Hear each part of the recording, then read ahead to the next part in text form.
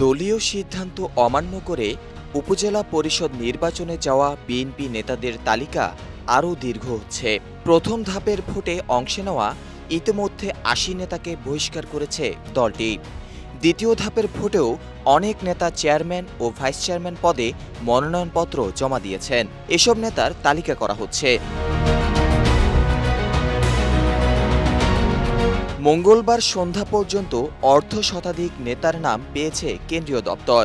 Vote বর্জনের কঠোর নির্দেশ সত্ত্বেও এমন পরিস্থিতিতে বিরক্ত দলের শীর্ষ নেতৃত্ব। তবে নির্বাচনে অংশ নেওয়ায় দলীয় নেতাদের বহিষ্কারের তালিকা দীর্ঘ হলে সেটি তৃণমূলের সংগঠনকে আরও দুর্বল করবে এমন পর্যালোচনা বিএনপির ভিতরেও আছে। তারপরও কঠোর অবস্থানে থাকছে দলটি। নেতাদের ভোট থেকে বিরত রাখার জন্য সব ধরনের পদক্ষেপ নিতে ইতোমধ্যে সাংগঠনিক টিমকে নানা নির্দেশনা দেওয়া হয়েছে। এমনকি বিএনপি ও অঙ্গ সহযোগী সংগঠনের কোনো নেতা ভোটে অংশ নেওয়া বহিষ্কৃতদের কোনোভাবে সহায়তা করলে তাদের বিরুদ্ধেও ব্যবস্থা নেওয়া হবে।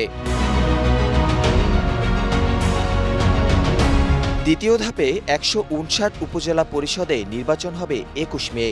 মঙ্গলবার ছিল মনোনয়নপত্র প্রত্যাহারের শেষ দিন। এ ধাপেও ভোটে অংশ নেওয়া বিএনপি নেতাদের প্রথমে শোকজ করা হবে, এরপর সাংগঠনিক ব্যবস্থা নেওয়া হবে।